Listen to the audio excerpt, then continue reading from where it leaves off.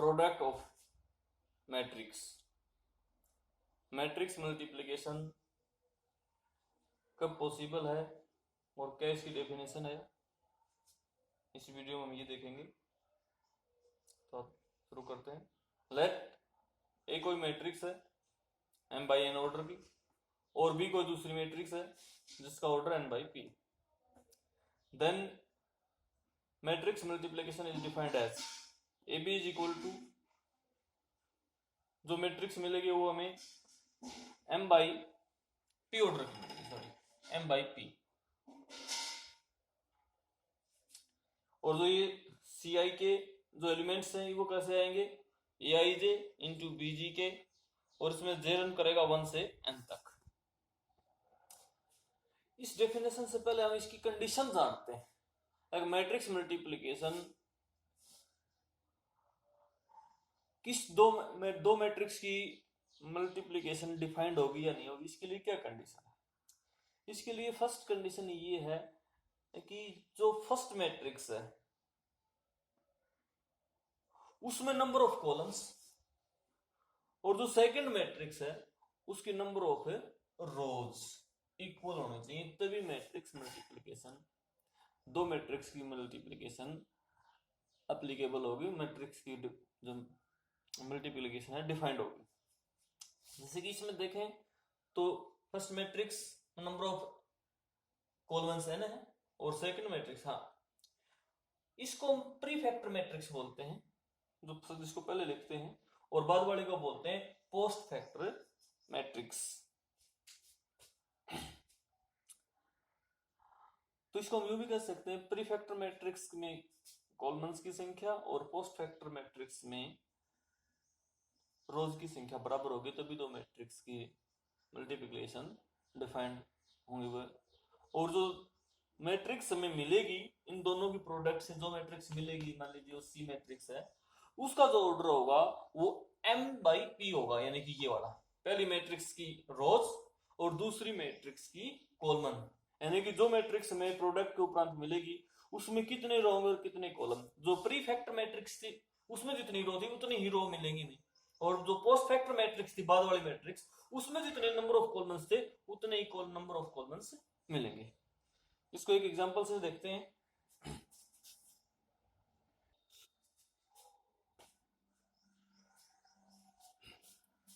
ये एक कोई मैट्रिक्स है और 3x3 ऑर्डर की, और बी कोई दूसरी मैट्रिक्स है 3x2 ऑर्डर की। इन दोनों मैट्रिक्स की मान लीजिए हमने प्रोडक्ट करनी, तो सबसे पहले हम ये देखेंगे ये मैट्रिक्स प्रोडक्ट के लिए कंफर्टेबल है या नहीं। तो इनका ऑर्डर देखें तो इसका 3x3 ऑर्डर है, यानी कि इसमें नंबर ऑफ कॉलम्स 3 है, और इसका ऑर्डर 3x2 है, यानी कि इसमें नंबर ऑफ रोज 3 है, यानी कि ये दोनों सेम होंगे तभी दो मैट्रिक्स प्रोडक्ट के लिए कंफर्टेबल होंगी। तो ये दोनों मैट्रिक्स प्रोडक्ट के लिए कंफर्टेबल हैं, और जो मैट्रिक्स हमने इनके प्रोडक्ट से मिलने वाली है वो सीधी सी बात है 3x2 ऑर्डर की होगी। इस ऑर्डर की होगी 3x2 ऑर्डर की। अब इसकी प्रोडक्ट करते हैं। प्रोडक्ट किस तरह से करनी है, पहली मैट्रिक्स की फर्स्ट रो को सेकंड मैट्रिक्स की सेकंड फर्स्ट कॉलम से मल्टीप्लाई करा दें। जैसे कि 1 की इस 1 से, 2 की 0 से करेंगे तो 0 प्लस, बीच में प्लस डालते जाएंगे, और 3 की 2 से, 3 to the 6। ये हमें फर्स्ट रो, फर्स्ट मैट्रिक्स की फर्स्ट रो और सेकंड मैट्रिक्स फर्स्ट कॉलम से जो एलिमेंट्स मिला वो ये होगा, यानी कि ये हमारा फर्स्ट एलिमेंट्स मिल गया A11।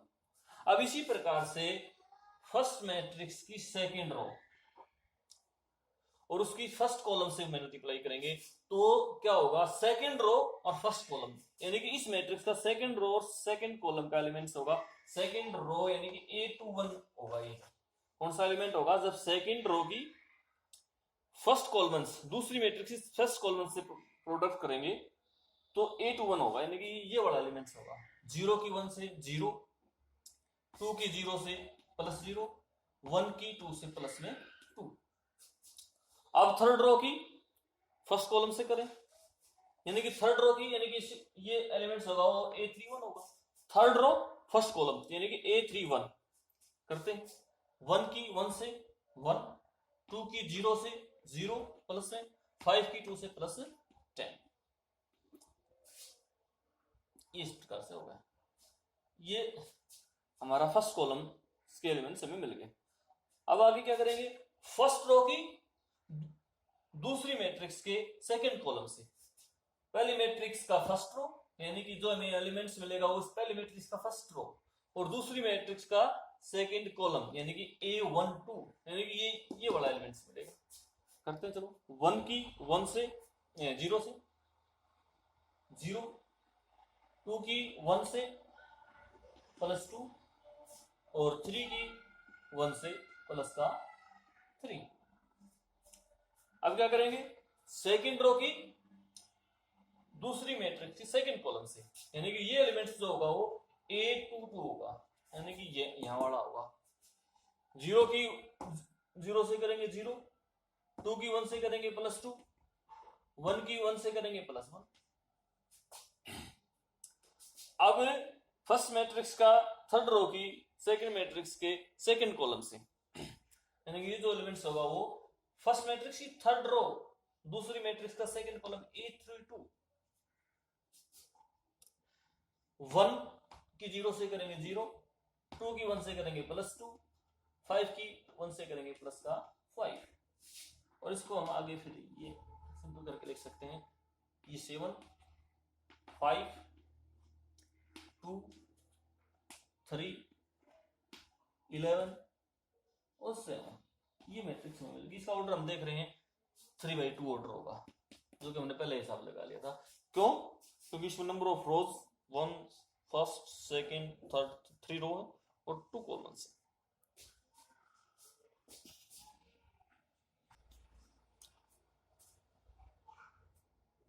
Next example, matrix A 1 omega square omega omega, and matrix B omega omega square 1 omega square. ये भी 2/2 ऑर्डर की है और ये भी 2/2 ऑर्डर की है। तो इसमें नंबर ऑफ कॉलम्स एंड इसके नंबर ऑफ रोज इक्वल है, तो मैट्रिक्स, ये दोनों मैट्रिक्स प्रोडक्ट के लिए कंफर्टेबल है। वीडियो को पॉज करके इस दोनों के प्रोडक्ट्स करके देखें। मैं इसको करके दिखाता हूं आपको। हाँ, मैं इनकी दोनों की प्रोडक्ट करने से पहले ओमेगा के कुछ प्रॉपर्टी है वो मैं आपको बता देता हूं। 1 plus omega square is equal to 0 होता है, और ओमेगा क्या होता है, omega cube root of unity है, यूनिटी का क्यूब रूट। जैसे कि आपने स्क्वायर रूट देखा था, इसी प्रकार से क्यूब रूट। एंड ओमेगा की क्यूब इज इक्वल टू 1 होता है। इन दोनों प्रॉपर्टी का, इन दोनों फार्मूला का इस क्वेश्चन में यूज होगा सिंप्लीफाई करने में। तो इसकी प्रोडक्ट करते हैं। मान लीजिए हम जानते हैं कि इस मैट्रिक्स की फर्स्ट रो की इसके फर्स्ट कॉलम के साथ करेंगे। इसको बोलते हैं कॉलम में रो कॉलम रूल, यानी कि रो की कॉलम के साथ प्रोडक्ट की जाती है। कोरस्पॉन्डिंग पोजीशन पे एलिमेंट्स हैं उनकी गुणा करके सम किया जाता है। 1 की 1 ओमेगा से करेंगे ओमेगा, फिर ओमेगा स्क्वायर की 1 से प्लस ओमेगा स्क्वायर। अब इसी प्रकार फर्स्ट रो की इसके सेकंड रो की फर्स्ट कॉलम से, second row first column, second row है तो A2 और फर्स्ट कॉलम A21, यानी कि यहां वाला एलिमेंट होगा ये। ओमेगा की ओमेगा से ओमेगा स्क्वायर और ओमेगा की 1 से प्लस ओमेगा। फर्स्ट रो की भी और सेकंड रो की भी दोनों की फर्स्ट कॉलम से होगी। अब फर्स्ट रो की सेकंड कॉलम से, फर्स्ट रो सेकंड कॉलम यानी कि A12 ये वाला एलिमेंट होगा। 1 की ओमेगा स्क्वायर से ओमेगा स्क्वायर, ओमेगा स्क्वायर की ओमेगा की 4 से, तो ये क्या देगा ओमेगा की 4। Now second row second column, second row row second और कॉलम भी सेकंड A22, यानी कि ये वाला एलिमेंट्स यहां पर जो आएगा वो आना ओमेगा की ओमेगा स्क्वायर से ओमेगा की क्यूब प्लस ओमेगा की ओमेगा स्क्वायर से ओमेगा की क्यूब। अब इसको सिंप्लीफाई कर लेंगे इन दोनों फॉर्मूलों का यूज करके। Omega plus omega square, omega plus omega square की वैल्यू क्या आएगी, इस वन को परे तरफ ले जाएंगे तो -1 इस फार्मूला से।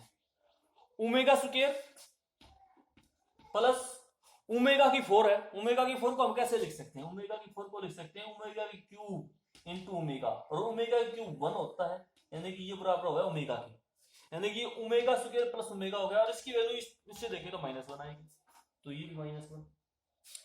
ओमेगा स्क्वायर प्लस ओमेगा फिर -1, और ओमेगा की क्यूब 1 होता है,